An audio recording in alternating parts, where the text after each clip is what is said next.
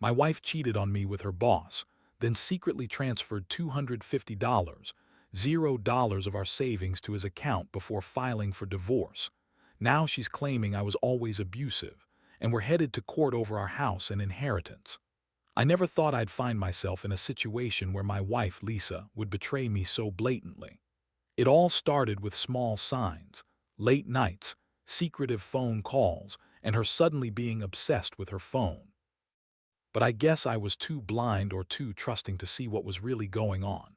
The biggest shock hit me out of nowhere, and I still can't believe I missed all the signs until it was too late. It was a normal Tuesday evening when I came home early from work. Usually, Lisa would be waiting for me, maybe cooking dinner or just relaxing. But that night, something felt off. The house was unusually quiet, and her phone was lying face down on the coffee table. I didn't think much of it at first. I figured she was probably on a call or had just stepped away. But as I moved closer, I noticed something strange. Her phone screen lit up with notifications from her email app. Nothing unusual there except one email caught my eye, a confirmation of a wire transfer for $250, $0. My stomach dropped. I froze and stared at the screen. The transfer was made to a bank account I didn't recognize, and it was labeled as Savings Transfer Business Investment. But I knew my wife. Lisa wasn't involved in any business ventures, and she didn't have that kind of money sitting around. I felt my heart pounding harder as I scrolled through her emails, trying to piece together what was happening. That evening, I decided to follow her just to see if I could get some answers. She left the house in her usual way, but I saw her get into a different car than normal, a sleek black SUV I'd never seen before. She drove to a fancy downtown hotel not far from her workplace. I followed at a safe distance, my mind racing. When she got out, I saw her meet up with a man, tall, handsome, and clearly not her boss from the office. They went into the hotel together.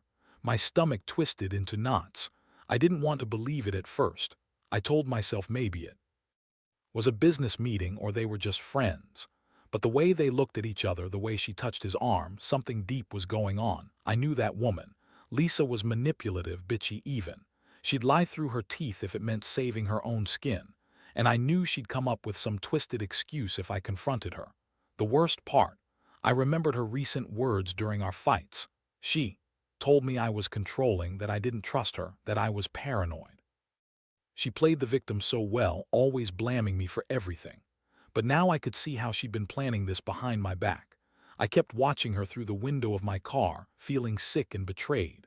My mind kept circling around the $250, $0 transfer, what she was doing with that money, who this guy was, and how deep her lies went. I had to confront her. I couldn't just let this slide.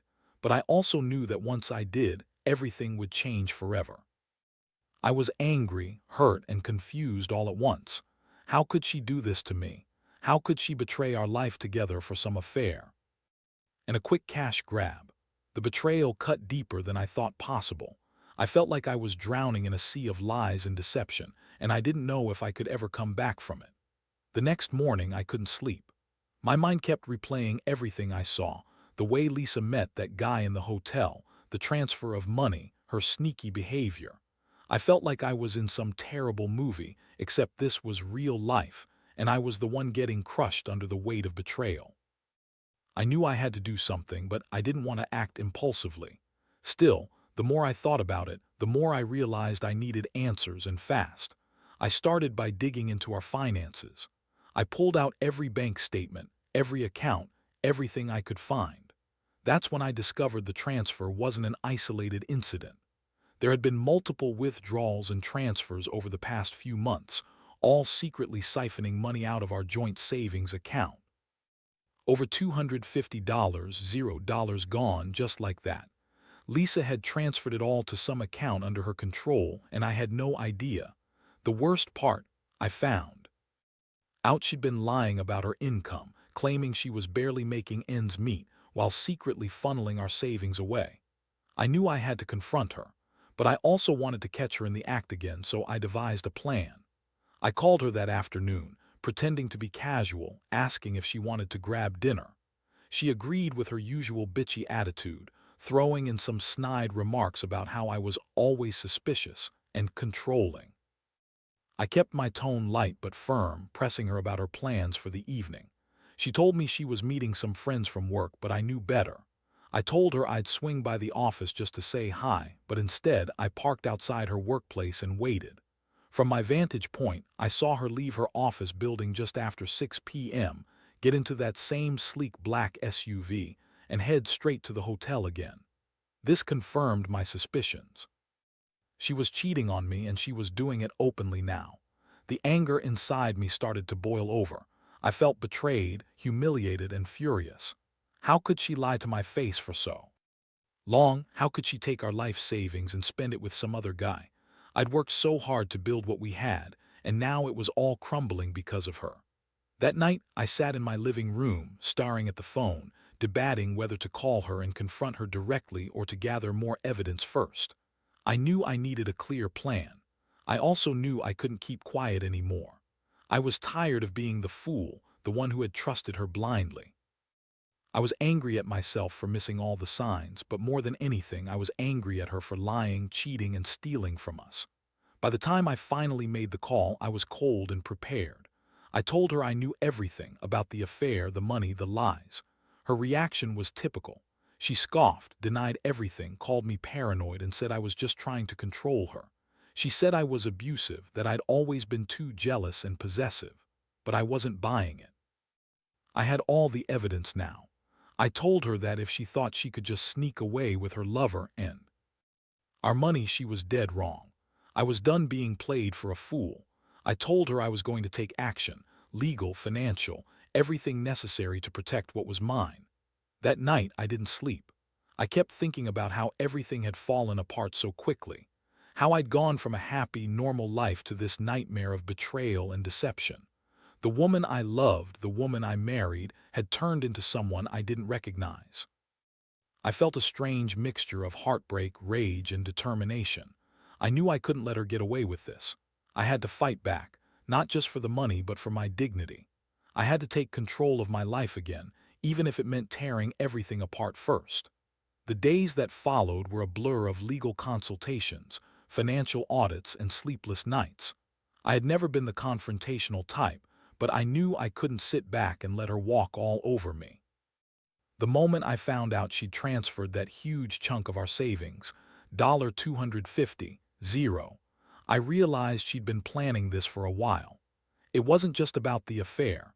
It was about her stealing what was supposed to be our future, and I was furious. I also started to dig into her boss, Mark, a guy I'd vaguely heard about but never paid much attention to. Now I couldn't ignore him anymore.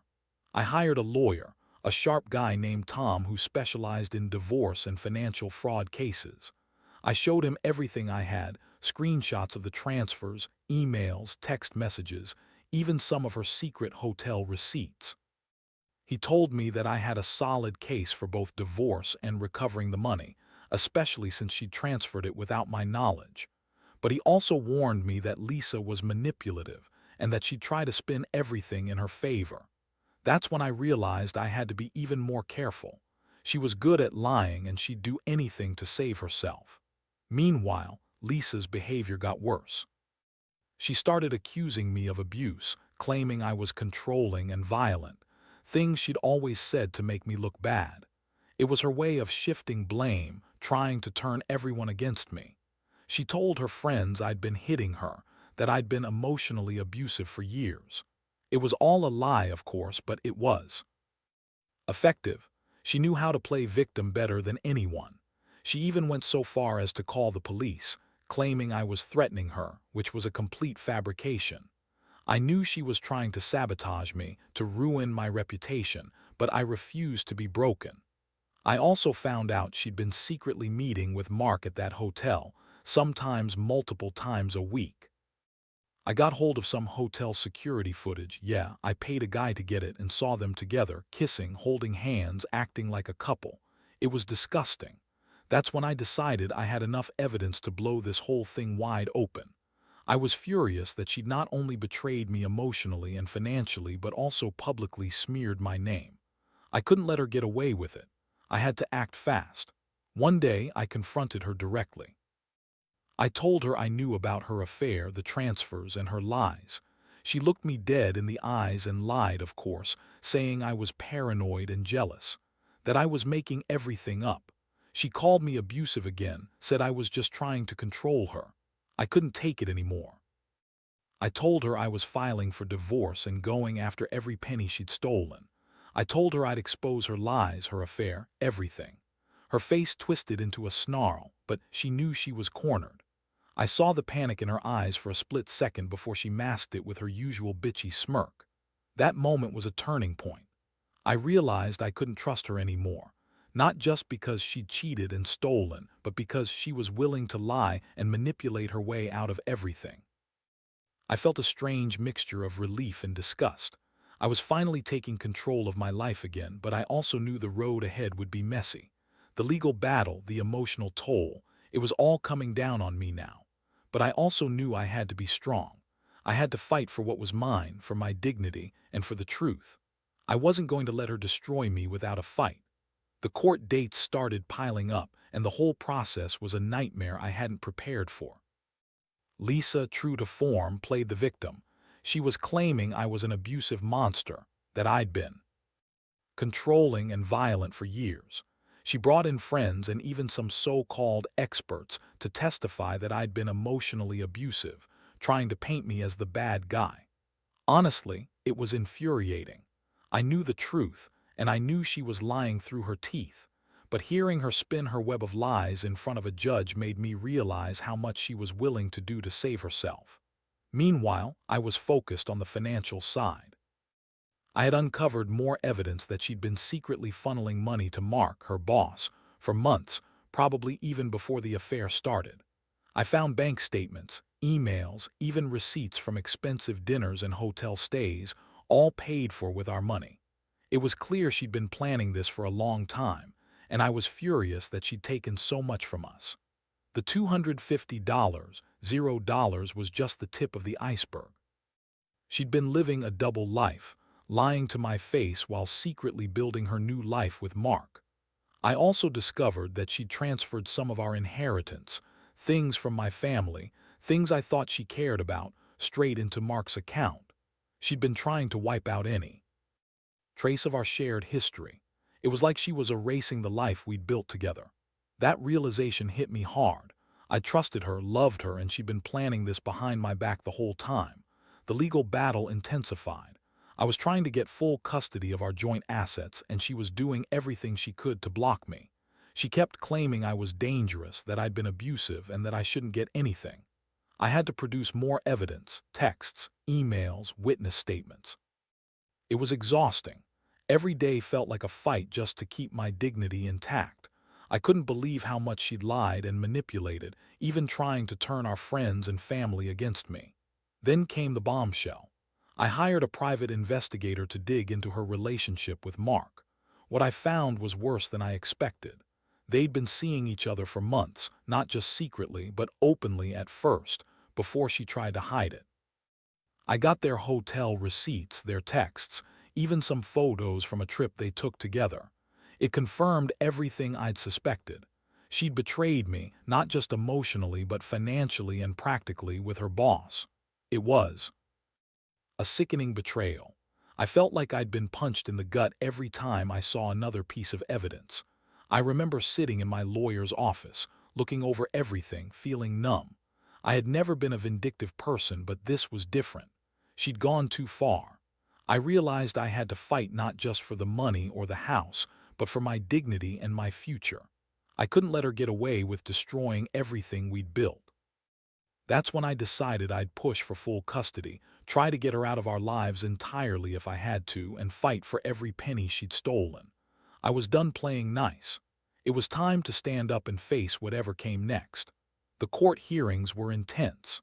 Lisa continued her barrage of lies, claiming I was an abusive monster, that I'd been controlling, even violent, things that couldn't be further from the truth. She brought her friends, her lawyers, and even some supposed experts to testify against me. Watching her spin her stories in front of the judge was sickening. I sat there, feeling like I was in some terrible nightmare, knowing the woman I loved had become this manipulative liar who would do anything to save herself. Meanwhile, I pushed harder on the financial front. I had uncovered more evidence of her secret dealings with Mark texts, emails, hotel receipts, even bank statements showing transfers to her boss's account. It was clear she'd been planning this for months, maybe longer. The $250, $0 she transferred was just part of a bigger picture. Our entire savings, our inheritance, everything she could get her hands on. She'd been living a double life, lying to my face while secretly building her new world with Mark. Every new piece of evidence made me angrier, more determined to take her down. I also hired a private investigator to dig into her relationship with Mark. What I found was worse than I expected. They'd been seeing each other for months, not just secretly, but openly at first, before she tried to hide it. I got their hotel receipts, their texts, even some photos from a trip they took together. It confirmed everything I'd suspected. She'd betrayed me, not just emotionally but financially and practically, with her boss. It was a sickening betrayal. I felt like I'd been punched in the gut every time I saw another piece of evidence. The emotional toll was enormous. I felt betrayed, humiliated, and furious. I was trying to stay composed in court, but inside I was seething. Every lie she told, every manipulation she tried to pull just fueled my resolve. I knew I had to fight not just for the money or the house, but for my dignity. I couldn't let her walk away with everything, especially not after what she'd done. I was done being the victim.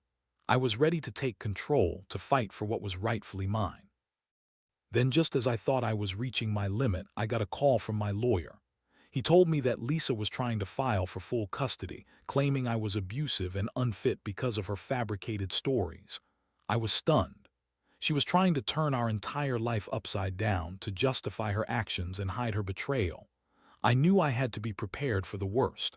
I gathered all the evidence I could, texts, witness statements, everything, to prove she was lying. I knew that if I didn't act fast, she'd succeed in ruining me publicly and taking everything I cared about. Looking back, I realize how much I underestimated her.